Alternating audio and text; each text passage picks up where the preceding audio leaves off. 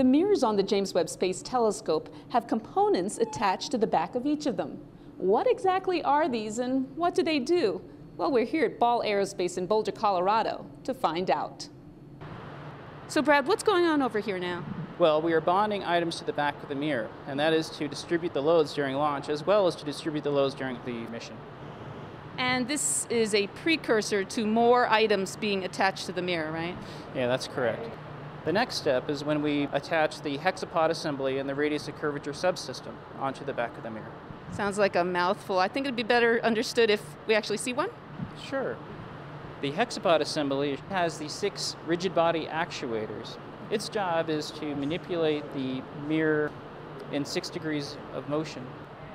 The radius of curvature subsystem, it's one of the 6 struts, and there's an actuator that goes to the center of the mirror. It can very precisely change the radius of curvature of the primary mirror.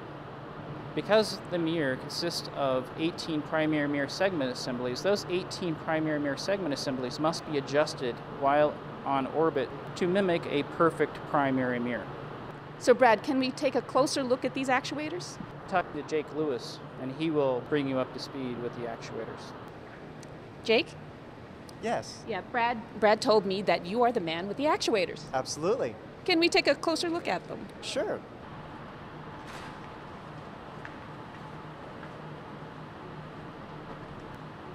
So here we have the hexapod, and we're aligning the actuators onto it. A precision alignment fixture allows us to build each hexapod identically.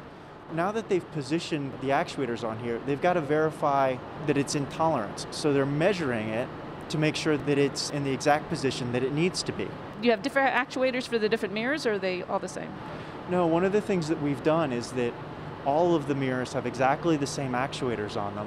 Secondary, tertiary, all those? Just the secondary and primary mirrors have actuators. The tertiary doesn't have any actuators on it. It stays fixed. But the only difference between the primary and secondary mirror hexapods is the size of the frame.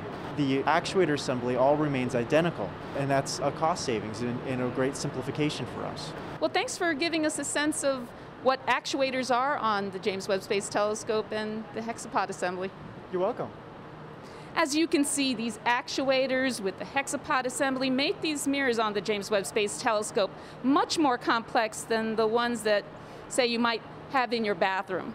But these mirrors have a job to do, to look at a universe billions of light years away.